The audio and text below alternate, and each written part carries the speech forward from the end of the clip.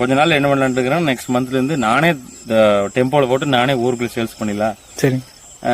ஏன் போய் இடைத்தரகர்கள் கொடுத்துருக்கோம், நேரம் ஒரு கட்டு கொஞ்சம் பெருசா இருந்தாலும் பரவாயில்ல, ஒரு நேரம் நுகர்வோருக்கு சேல்ஸ் பண்ணிடலாம் அப்படின்ட்டு விட்டு போட்டா நம்மளுக்கு இன்னைக்கு 200 கட்டு சேல்ஸ் பண்ணுமா, நாளை வாரம் ஒரு 200, அப்படி 200 விவசாயத்துல இவ்வளவு லாபமா இருக்குன்னு வெளியில இருந்து பாக்குறாங்க.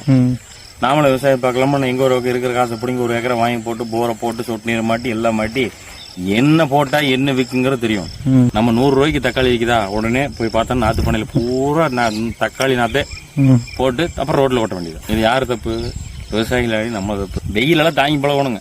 எல்லாம் ஏசி ரூம்ல கொண்டு வந்து நேரா விவசாயம் பார்க்க வரலாம்னால செட் ஆகாது. வெயில தாங்கணும், மழை வந்தாலும் மார்க்கெட் போகணும். நல்லா விவசாயம் பண்ணீங்கன்னா அந்த ஐடி ஃபீல்டு அந்த பக்கம் நிற்கும். விவசாயத்துல அந்த அளவுக்கு காசு இருக்குது. ஏன்னா நம்ம இப்ப எல்லாமே வந்து வீடு கட்டினதுல இருந்து டெம்போ வாங்கினதுல இருந்து கார் வாங்கியிருக்கிறேன், எல்லாமே விவசாயம் தான். ஆனா அது ரிஸ்க் எடுத்து பண்ணோம். எல்லாம் ட்ரிப் போட்டீங்களா? ஆமா, எல்லாமே ட்ரிப்